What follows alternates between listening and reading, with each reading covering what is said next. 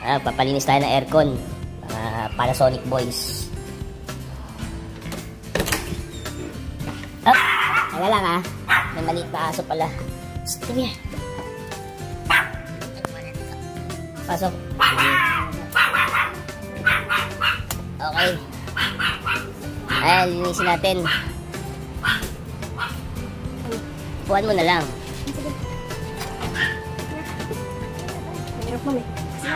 Upuan mo na lang.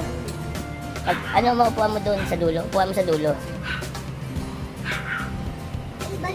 Hindi, upuan mo. Hindi ka tatalsik ka. Hindi naman. Bigat ka. Yan. Upo ka lang dyan. Huwag lang bumaliktad na gano'n ulit. Super dumi na ba? Dumi na ba? Huwag dumi, sir. Ang rate magkano? 500? 500 na, sir. Basta window type. Yes, sir. Pag split type, Depende po, sir, kung ano. Meron pong major cleaning, saka may pull down. Opo. Pag pull down, 3.6 po yun, sir. sama na linis. Opo, sir. Pag yung, Kasama na rin pre-yun dun, sir. pag walang pull down, ay bakit nilalagay lang naman yung pre-yun sa condenser, di ba? Opo, sir, kasi kailangan din yung sa ano. Basta pag tanggal natin ang duktungan ng split type, may sisingaw. May sisingaw. Opo, kumbaga ipapalit lang natin yung yung natanggal na ano, sumingaw yun lang yung dadagdag. dadagdagan natin, sir. Pero mga konti lang naman siguro, hindi naman abot siguro 1 kilong pre-yun. Hindi naman, sir. Kumbaga ano lang, kumbaga Oo. natin. Sige, sir, buha, ano na, labas. Okay, lalabas na. Ingat lang guys dun sa ano. Laging sinasabi. Yung pintura ng cabinet.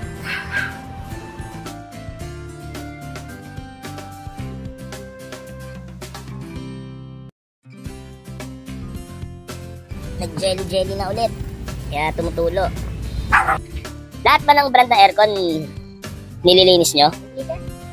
Puro ano lang po kami, kahit Panasonic. Puro Panasonic lang. Sa modelo kong ganito, anong madalas masira dyan? Hindi, sir, eh. Sensor ko ako, sensor. Kadalasan sensor. Saan yun dyan? Thermostat? Pag nasira yun, magkano? Hindi po sa application ng opisina. Mga more or less lang, para may idea yung ating viewers. Ano, sir? 1.5 gano'n, sir. Mga 1.5. Mahal din. Basa ka na. Bakit nasisira ang sensor? Hindi, sir, sa ano, sir. Gugot, minsan kasi kadalasan. Pag mali hugot. So, kadalasan ang nakakasira yung technician na hindi pa marunong. Ano ba yan? Board? Pag ang board nasira, magkano kung sakasakali? Lalo ka mahal ang mahal. Hindi naman, sir. Hindi naman. Bago na, 8 to 10,000. Tapos, kaya, mapupull out yan. Dadali namin sa pinaka-ano na. Doon na papalitan. Doon na papalitan. Mapakita naman po sa inyo yung dati saka yung bago. Kaya ako ina-extend ko yung warranty ko ng 3 years. Ito naka-extend to eh. Okay guys, ganun kamahal yung pinaka-board. Kaya ingatan. Kung papalinis kayo, maganda po service center na lang. Mas marunong para kasi isa na ihapon kayo, magkaroon ng problema, ihahabulin kayong warranty. Tama yun. So, mas maganda doon na lang sa official service center. Kaya nakalawang na ilalim. Nakalawang na nga. Ang bumi. Actually, simple lang guys maglinis ng aircon eh. Dati naglilinis ako ng sarili kong aircon. Pero, ang mahirap kasi doon, pag may nasirang board, circuit board. So, wala kang masisisi, kundi sarili mo lang. Although makakatipid ka, pero pag nasira, magsisisi ka. Kaya maganda doon na lang sa professional. Magastos, 500, pero lahat ng may masira, kasi tulad nito, pinull out nyo, umaandar yan. Mamaya, pagka binalik ka ulit, dapat umaandar. So, yun ang maganda doon. Meron tayong guarantee na magagawa. Yun o. Lahat ng black na yun, dumi yun. Tsaka may jelly na rin siya. Kaya tumutulo na, hindi na lumalabas din sa drain. Nabarahan na yung drain.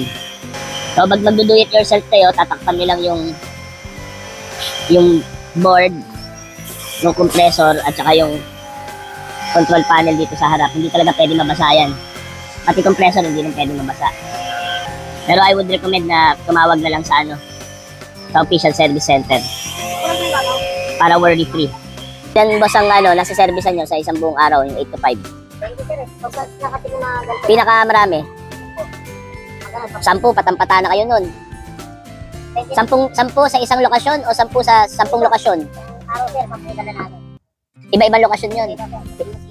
Pinakakonti, Apat sir, pero mahirap po. Ang gawaan dito. May katuas na ang gawaan. Ano ka ba po? yung binabrush din yung condenser at evaporator para talagang malinis, hindi lang binubugahan ng tubig.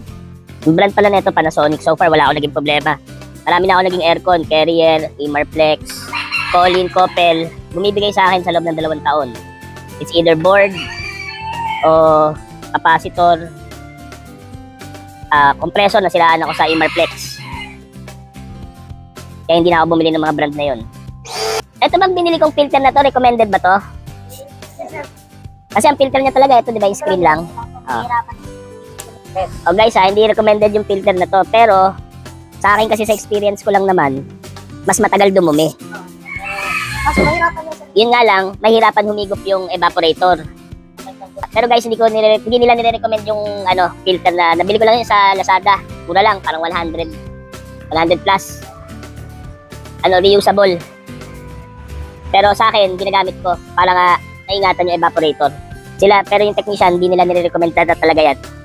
Kaya nasa sa inyo na kung gusto nyo gumamit o hindi. Ayan na, malinis na siya. Ayun, oh. Malinis na talaga yung loob. Okay. So, parang brand new ulit to. Pero alam mo, napansin ko rin, sa aircon, pag lumuluma, kahit inverter, lumalakas din sa kuryente. Pag-alam sir. Tingin ko parang kotse din eh. Pag naluluma, lumalakas sa gasolina. Okay guys, ang linis na aircon. Tetestingin na lang natin kung umaandar o hindi.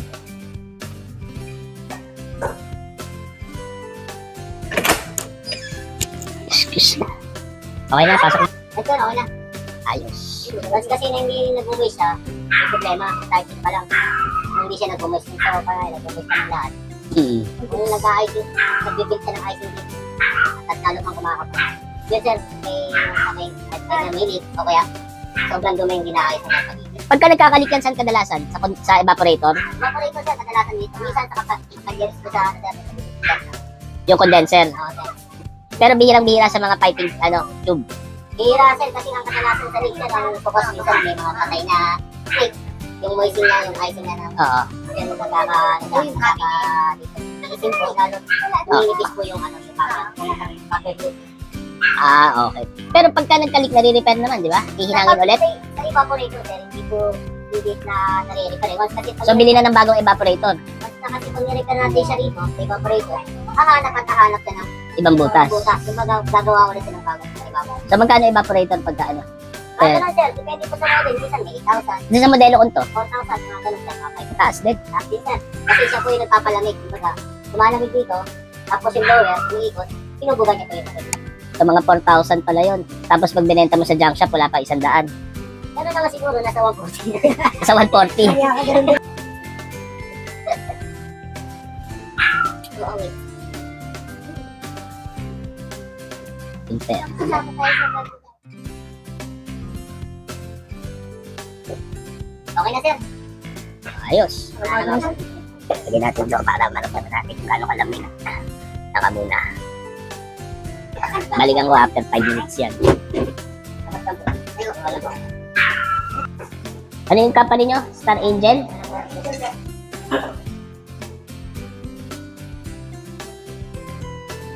Balikan natin yung iniwan nating thermostat. Ayun 13 degrees. Ayos. Lamig na talaga siya. For 500 pesos. Worry free.